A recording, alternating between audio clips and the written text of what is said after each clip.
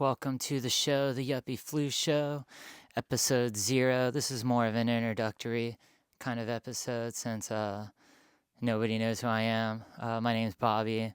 I'm not famous or anything, so I don't expect anybody to know who I am. I'm just a music nerd that loves going to shows, loves traveling around, and just I want to create something to kind of document little minor adventures that I go on, uh, just to do something creative on top of the basic consumption that I normally do, especially in the last few years. Um, Post pandemic, I've definitely found a particular love or re-found my love of going to like shows and being in sweaty rooms with random strangers and singing songs and dancing badly and pogoing around and whatnot.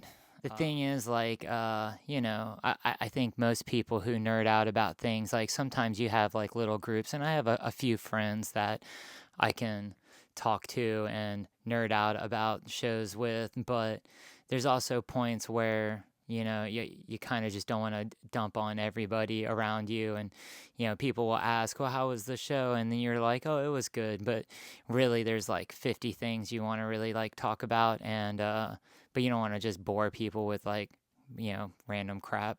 So that's kind of like what this is going to be more for. Maybe a weekly or so recap of shows and things that I've done. There's the potential for friends and other cool guests to come on and share their experiences as well. We'll see how that goes. This will be an evolving kind of thing. I don't have a particular vision, but it could be more podcasty or it might be more vloggy. I'm not entirely sure. Again, I'm just gonna start. This would be like probably the 15th or 20th first episode that I've recorded over the last couple of years. I remember one particular, like New Year's Eve, it dawned on me that I should be doing this on the regular. And that was still like a couple of years ago. I remember I was driving from a Cloud Nothing show, I guess, to a Cloud Nothing show in Cleveland, and then uh, from there I was going to Chicago, and I got snowed out, and I did not make it to a Joyce Manor show on the actual New Year's Eve. But I thought this would be just the perfect idea since I was traveling a lot and just being in different hotel rooms. But over time, that didn't exactly pan out. Mostly due to like sometimes I would show up and like I would bring a camera but not the battery, or I would forget a microphone. Other days I would wait till like the day after, and then I'd wake up so hoarse from like screeching at a show that I couldn't really form words, or it was just like, one of those scenarios. Other times, I've been dealing with like eczema on my face really badly. So every once in a while, you kind of wake up and you're having just a bad attack, and then you feel bad about yourself, so you don't do anything. I had that going on every once in a while. And so, I've probably recorded episode 1 in like Michigan, New York, Pennsylvania, Virginia Beach, North Carolina, maybe even South Carolina, Florida for sure. Um, and and then even one time I remember I recorded an episode in Philly, and then after a Sweet Pill show, I believe. I might be getting this wrong. And then like the next day, I went and saw Gouge Away and Military Gun play in Baltimore, and so I stayed at another. I stayed up there for that, and I recorded episode 2. But then I was discouraged anyway. I don't remember why now, but Yeah, I quit again. And every few months I would get the energy and be like, all right, let's start, let's do it. And then it would just kind of go nowhere. But this time, maybe this time it'll stick. I feel like the universe has kind of slowly been pushing me to just start at least one good, or not necessarily good, but one just earnest creative project. So I'm just gonna start with this. Yeah. So like I said, I go to a lot of shows. A lot of that kind of stems from, in particular, I remember going to see Riot Fest in Chicago in 2021. This was like right after COVID had started, the restrictions had started lifting up, and people could start going to shows again, and instead of having them postponed or canceled indefinitely. Um, yeah, and so I showed up. I remember having kind of a lackluster Friday. Yeah, I only saw my Motion City soundtrack and the Smashing Pumpkins and Coheed and Cambria. And they were all great. But my friend was having a not so great time, so I in turn just kind of had a lackluster time. I would say. But then the next 2 days, we kind of got into the full experience. And I just remember seeing in particular this one band Thursday, who happens to be like, I would characterize as like my favorite band, and like a band that uh, propels me to want to uh, go wherever they're playing and travel all around, which I find that happens with a lot of people that like that band. But anyway, this particular time, I remember him, the singer Jeff, talking about, um, you know, having a kind of recovering from his own kind of addictions, and that being one of the first kind of times he was back in Chicago since then, and playing and kind of having this, I don't know, it wasn't like giving a sermon, but it kind of, it felt like that to me in the crowd in like a positive way. Um, like I'm a secular person. I've never, I wasn't raised in the church.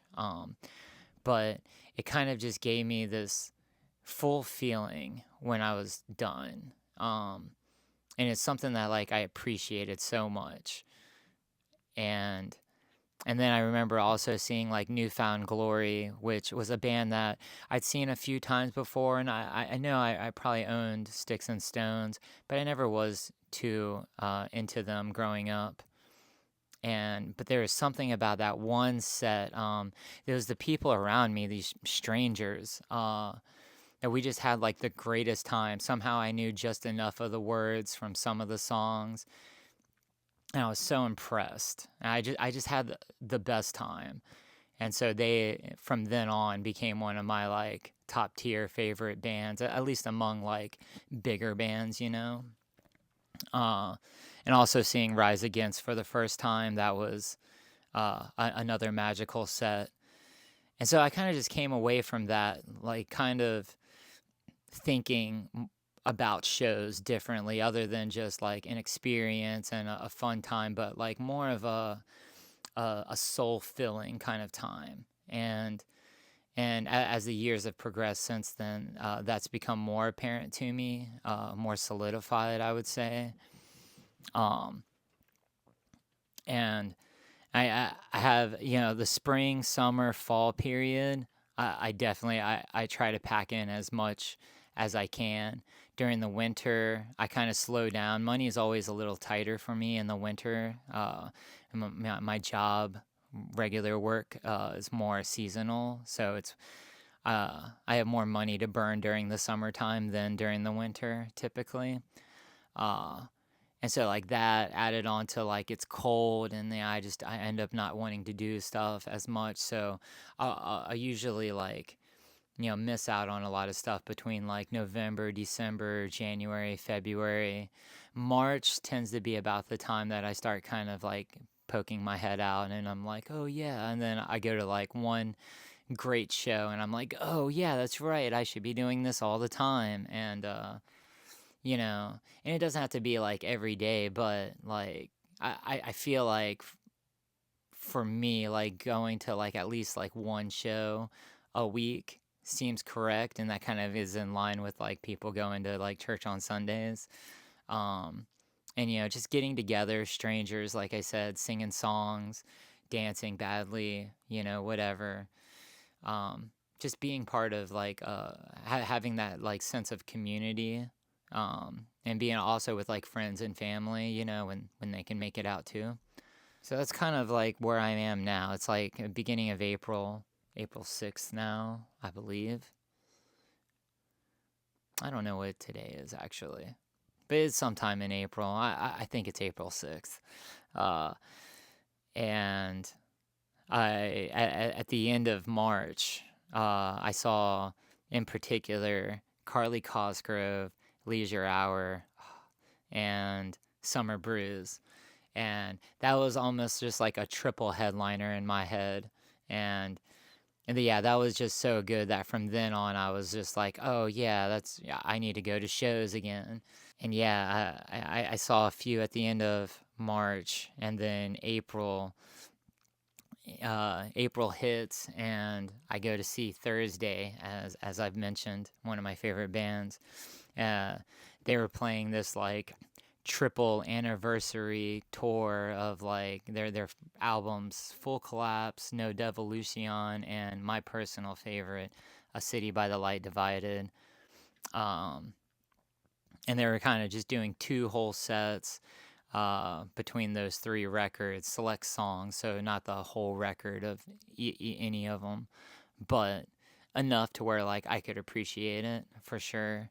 Uh, and that show is just incredible. I had the worst time finding parking. DC sucks for parking. It's the worst. If you can find parking, then it ends up being 40 to 30 to $40 for just a couple hours of parking. It's crazy. And it didn't used to be like this. In fact, last year I remember going to a show, and they had started doing that around like so I saw the show at this place called the Black Cat.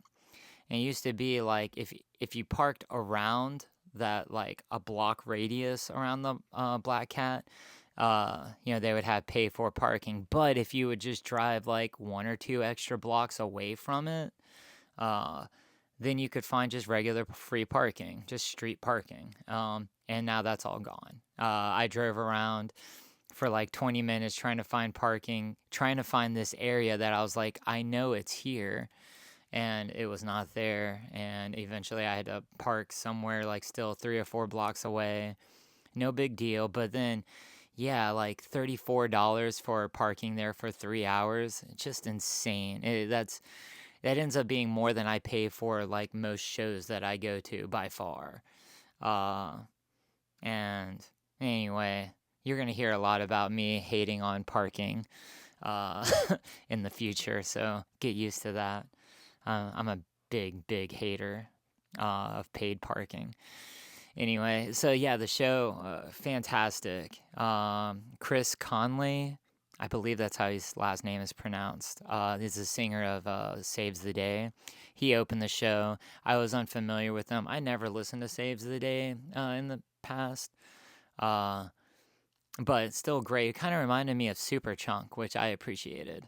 Um, yeah, that was a good opener, and then the show itself was just chaotic. The first set, which was No Devolution and A City by the Light Divided, like that set was great, and like a little chaotic. But then the second set with Full Collapse was just insane. Like the pit got like 10 times bigger, and people were just reckless. And I ended up, I think like a day or so later, I counted like 10 bruises all over my body.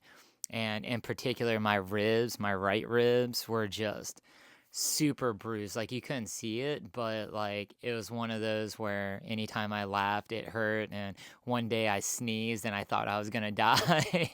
Anyway, there was another local show that I can't think of off the top of my head right now. Sunday was Easter. I went to Richmond and saw Purple Lung, who I'd seen a few years ago play with Cold. If you know that band, the new metal-ish kind of band from they had the Year of the Spider record with Stupid Girl. That's what most people would know them from predominantly, I guess. Even though like all their other songs are just incredibly way more emo. But they played in like Pennsylvania at some random show in Bethlehem, I think. And that was a couple years ago, and I finally got to see Purple Lung again. And they're like a stoner doom metal kind of band. Great voice, great vocals, less screamy, more singy, and they played. Everybody, every band on that bill was great. There was this band Pyramid Mass that opened the show, and I had showed up like I guess right during the first song, but I ran to the bathroom in the back of the venue, and I came out and crawled through all the. It wasn't too packed, but there's a fair amount of people. But they all did this one little fun thing that I like when it happens, even though it's so weird to me. It's like everybody gets scared to get near the stage, so there'll be like a 10-foot gap in between like the stage and like the start of people. So I just went straight up front and like could easily position myself to where I wasn't blocking anybody's view, but also was just like right up front the entire show. But yeah, this band Pyramid Mass was opening, and I recognized the drummer as an old friend that I hadn't seen in probably 10 or 15 years. Uh, he used to play in a different band, and now I guess this is his current main project.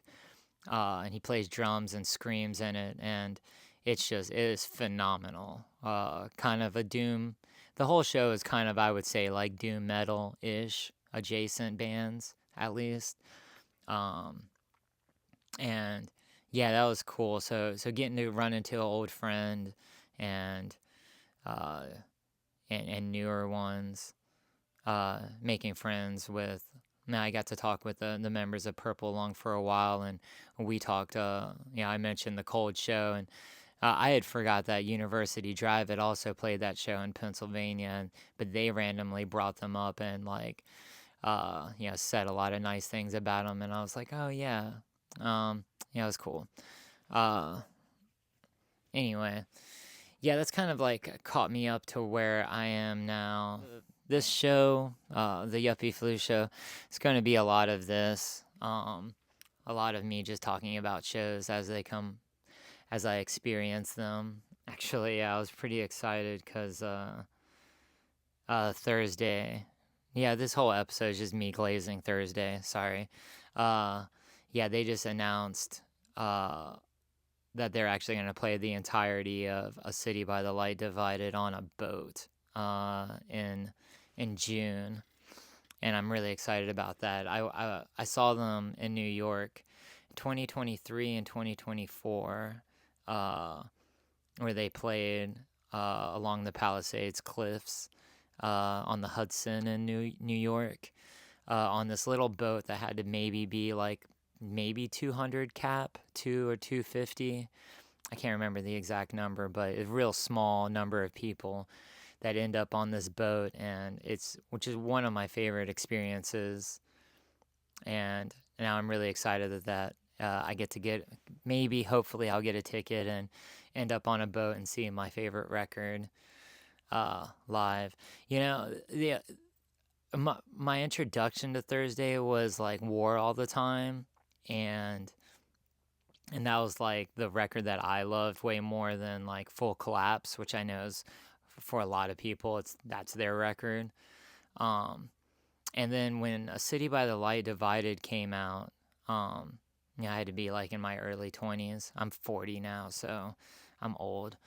Yeah, when A City by the Light Divided came out, it was one of those records that I didn't hate, but like I could not get into for probably about like 6 months. And then I remember just one day, it just sat in my car with all my other CDs for the longest time. And Yeah, every once in a while I'd put it on. Like the first two songs are awesome. I feel like I always got down with them, but after that I would kind of just like zone out and just really didn't take in the rest of the record because it was much more experimental and weird, and like the way the guitars and the bass sounds is just very different than anything that I was accustomed to. And and then all of a sudden there's like one day where it just clicked and I was just like, oh, not only do I get this, I think this is like my record, my favorite record by far. And ever since then I've been obsessed with it. So getting to see that in full would be fantastic. At this point I've also seen like Waiting and Full Collapse and War All the Time, in full. So getting to add that record in full would be incredible. So here's hoping that I can get tickets tomorrow. I don't know. Anyway, yeah. So this is about it. Thanks if you made it to the end of this. And like I said, I'll have friends and other cool guests, much cooler than me on, and we'll see how this goes. Yeah, thanks for being part of the journey. Bye.